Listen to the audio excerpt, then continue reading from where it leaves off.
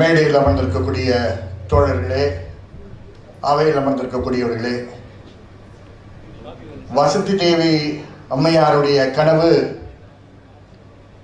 ஒரு மனித உரிமை காப்பாளராக செயல்பட்டவர், அனைத்து மனித உரிமைகளுக்கும் குரல் கொடுத்தவர், வெவ்வேறு அரங்குகளில் பணியாற்றியவர். ஆகவே இந்த நிகழ்வு அதனுடைய எடுத்துக்காட்டாக இருக்க வேண்டும் என்றுதான் நாம் அனைவரும் விரும்பினோம். அதுதான் நடந்து கொண்டிருக்கிறது. அதுதான் அவர்களுக்கு மகிழ்ச்சி கொடுக்கும் என்ற முறையில் இந்த நிகழ்வை ஏற்பாடு செய்தோம். அவர்களை பற்றி பேசாத சில விஷயங்கள் மட்டும் இருக்கு, அதை மட்டும் கூற விரும்புகிறேன். நீண்ட நாள் அவருடன் பயணம் செய்யக்கூடிய ஒரு வாய்ப்பு கிடைத்தது. அவருடைய மகள் அஜந்தாவிடம் நான் கூற விரும்புகிறேன், அவருடைய தந்தை நான் வேடசந்தூரில் பணி செய்து கொண்டிருந்த 78 80 வரை ஒரு வழக்கில் வழக்கறிஞராக ஆஜராகும் பொழுது அவர் அம்மையாருடைய தகப்பனார் என்று எங்களுக்கு தெரியாமல் ஒரு மூத்த வழக்கறிஞராக ஒரு சிவில் வழக்குக்கு அவரிடம் சென்றார். அதற்கு பின்பு வசந்தி தேவி அம்மையாரை நான் நேரடியாக சந்திக்கவில்லை என்றாலும் அவர் திண்டுக்கல் அரசு கல்லூரியில் பொறுப்பு முதல்வராக இருக்கக்கூடிய அந்த காலகட்டத்தில் பிரதாப் சிங் நீதிபதி மாவட்ட நீதிபதியாக மதுரையில் இருக்கும் பொழுது அவரை அழைத்திருக்கிறார். ஆகவே அவருக்காக ஒரு ஒரு மெசேஜ் தயார் செய்ய வேண்டிய ஒரு பணி இருந்தது. 83ஆம் ஆண்டு என்று கருதுகிறேன். இளம் வழக்கறிஞர் 84 நினைக்கிறேன், திண்டுக்கல்ல இருந்தது, தப்பா இருந்தா நீங்க தெரிஞ்சிருங்க. அவருக்கு எழுதி கொடுத்தது. வசந்தி தேவி அதை பார்த்து பிரதாப் சிங்கிடம் ரியாக்ஷன்ஸ் ரொம்ப பாசிட்டிவாக கொடுத்தார்கள் என்று பிரதாப் சிங் நீதிபதி என்னிடம் கூறியது. நான் ஒரு இளம் வழக்கறிஞராக இருக்கக்கூடிய 84 நினைச்சு பாருங்க. எங்களுக்கு அது ஒரு பெரிய பெருமை. அந்த அம்மையார் பாராட்டியது பெரிய பெருமை. அதுக்கு பின்பு சந்தித்தது மனோன்மணியன் சுந்தரனார் யூனிவர்சிட்டியில ஃபவுண்டேஷன் கோர்ஸ்ல மனித உரிமையை அறிமுகம் செய்தது. ஒரு மகத்தான ஒரு ஒரு ஒரு ஒரு கான்ட்ரிபியூஷன். அதற்கு பின்பு அவர்கள் வெவ்வேறு பதவிகளில் சென்றதை கூறினீர்கள். ஆணையத்தில் யார் அவர்களை நியமனம் செய்து என்று கூறினார்கள். ஆனால் ஆணையத்தில் அவர் தலைவராக இருக்கும் பொழுது ஆணையம் பதிவு செய்யப்பட்ட ஆணையம் கிடையாது. It was not a statutory commission, it was a non-statutory commission. அவர்களுக்கு நினைப்பு அது ஒரு பெரிய ஸ்டாட்யூட்டரி கமிஷன். நீங்க தான் பப்ளிக் ஹியரிங் நடத்தாதீங்க மேடம், யாரும் வரமாட்டாங்க அப்படின்னு சொல்லும் போது அது எப்படி வராமல் இருப்பாங்க? ஏற்கனவே நீங்க கூப்பிட்டுருக்கீங்க, மெம்பர்ஸ் வராமல் இருந்திருக்காங்க, வந்த ஒரு மெம்பர் இங்க பேசிட்டு போயிட்டாங்க. அப்ப நான் எப்படி செய்யறதுன்னு மட்டும் வழியை சொல்லுங்க. தயவு செய்து உங்க நண்பர் பூர்ணிமா அத்வானியுடன் இணைந்து NCW நீங்கள் சேர்ந்து செய்யுங்க அப்படின்னு கூறி தமிழகத்தை உலுக்கிய 3 பொது விசாரணை நடத்தினார்கள். ஒன்று விருதுநகரில், 2வது மதுரையில், 3வது சென்னையில். அதனுடைய விளைவு என்னுடைய அலுவலகம் அடுத்த நாள் 3 நாட்களுக்கு அப்புறம் ரெய்டான ஒரு பயங்கரமான ஒரு ரெய்டு. அந்த போலீஸ்காரங்க வந்து எப்படியாவது இவனை வழிக்கு கொண்டு வரணும்னு சொல்லி நடத்திய ஒரு நிகழ்வு. அதுதான் வசந்தி தேவி. பொது விசாரணைகள் தமிழகத்தில் நடந்தது என்றால் வசந்தி தேவி மேடம் இல்லாமல், ஜஸ்டிஸ் சுரேஷ் இல்லாமல், வி கருப்பன் இல்லாமல், VR லட்சுமி நாராயணன் இல்லாமல் இருந்ததே கிடையாது என்பதுதான் சரித்திரம். அது என்வைரன்மெண்ட் இஷ்யூஸா இருக்கட்டும், ஷிம்ஃபாம் இஷ்யூஸா இருக்கட்டும், கோஸ்டல் ஆக்ஷன் நெட்வொர்க்கா இருக்கட்டும், தாமிரபரணியில் தாக்குதலாக இருக்கட்டும், பரமக்குடி ரயட்ஸாக இருக்கட்டும், எல்லா பொது விசாரணையிலும் டாக்டர் வசந்தி தேவி கண்டிப்பாக இடம்பெறுகின்ற ஒரு சரித்திரம் இருந்தது என்பதை இந்த நேரத்தில் பதிவு விரும்புகிறேன்.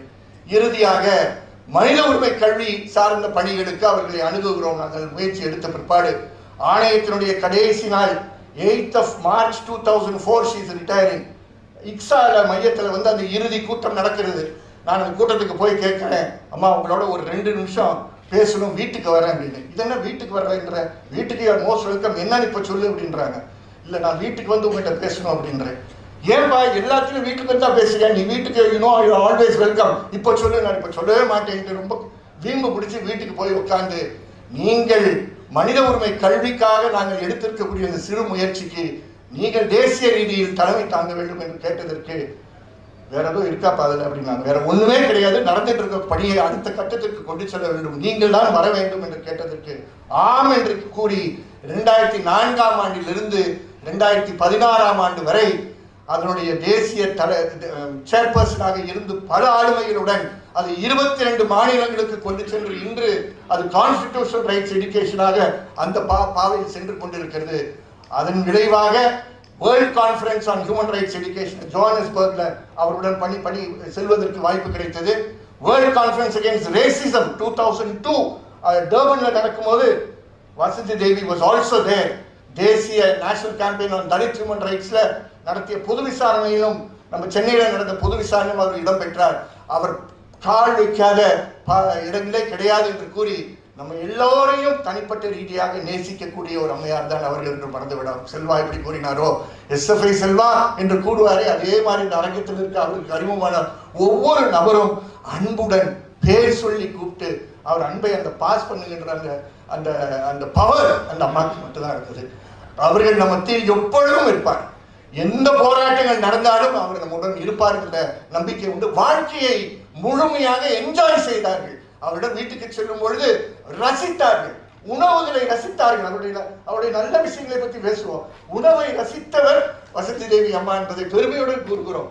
எந்த ஹோட்டலுக்கு போய் அந்த ஹோட்டலில் இருக்கக்கூடிய சாப்பாட்டை பார்த்து ரசித்து, அதே மாதிரி வெவ்வேறு இடங்களுக்கு போகும்போது அந்த இடத்தை முழுமையாக சரித்திரபூர்வமாக பார்க்க வேண்டும் என்ற தாகம் இருந்தது. நான் மறக்க முடியாதது, திரிபுரா CPM ஹோல்ல இருக்கும்போது CM ஆஃபீஸுக்கு நாங்கள் நடந்து போனது. நேரடியாக ரெட் கார்பெட்டோட அவங்களோட போய் நம்ம பெருமைக்குரிய CM மணி சர்க்கார் இருக்கும்போது நேரடியாக சென்று திருப்பூராச்சும் நீங்க ஆரம்பிங்க, இங்கேயாச்சும் மனித உரிமை கல்வியை நீங்கள் ஆரம்பிங்க, அதுக்கப்புறம் மற்ற மாநிலங்களுக்கு போகும் என்று கூறினோம். ஆகவே அவர்கள் கல்வியில கடைசி 7 ஆண்டுகள் இருந்தார்கள் என்று கூறுகிறார்கள். அது உண்மை. அவர்கள் சுருக்கி கொண்டார்கள், அவருடைய ஃபார் ஓன் ரீசன்ஸ் அதை சுருக்கி கொண்டார்கள். ஆனால் அனைத்து மனித உரிமைகளுக்கும் குரல் கொடுத்தவர். தேசிய ரீதியில் மனித உரிமை ஆணையங்கள் எப்படி செயல்பட வேண்டும் என்று நாங்கள் எடுத்த முயற்சிகளிலும் அவர் ஒரு மாதிரியாக நாங்கள் எடுத்து காட்டினோம் என்று கூறினோம். இறுதியாக ஒன்னே அவர்களுக்கு ஸ்டேட் கமிஷன் ஃபார் விமன் சேர்மனாக இருக்கும்போது அவரை நியமித்த முதல்வரை அவர் ஒரு 4 முறை அப்பாயின்மெண்ட் கேட்டு கிடைக்காத அப்பாயின்மெண்ட் தான். She never met the chief minister as the chairperson of the women's commission. She never had a personal secretary. She never had a bank account for the state commission for women. அப்படி bank account இல்லாத, Sudha is witness to it, bank account இல்லாத, செக்யூரிட்டியே இல்லாத ஒரு கமிஷனை அவங்க நடத்தினாங்க. எப்படி வெற்றிகரமாக நடத்தணுன்றதை எல்லாம் பேசியிருக்காங்க. ஆகவே அவர் நம்முடன் அவர் நடத்திய அந்த அந்த அந்த இறுதி பயணங்கள், அவர் எடுத்து வைத்திருக்கக்கூடிய ரெக்கமெண்டேஷன்ஸ் இன் வேரியஸ் ஃபோரா நம்முடன் தொடர்ந்து இருக்கும். அதை கொண்டு செல்லுகின்ற கூட்டுப்பணி அது கூட்டுப்பணியாக இருக்க வேண்டும் என்பதுதான் அவர்களுடைய விருப்பம். அந்த கூட்டுப்பணியாக தான் இந்த நிகழ்வை நடத்தினோம். அந்த கூட்டுப்பணியை எல்லா இயக்கங்களும் தொடர்ந்து கொண்டு செல்வோம் என்று உறுதியேற்போம். நன்றி.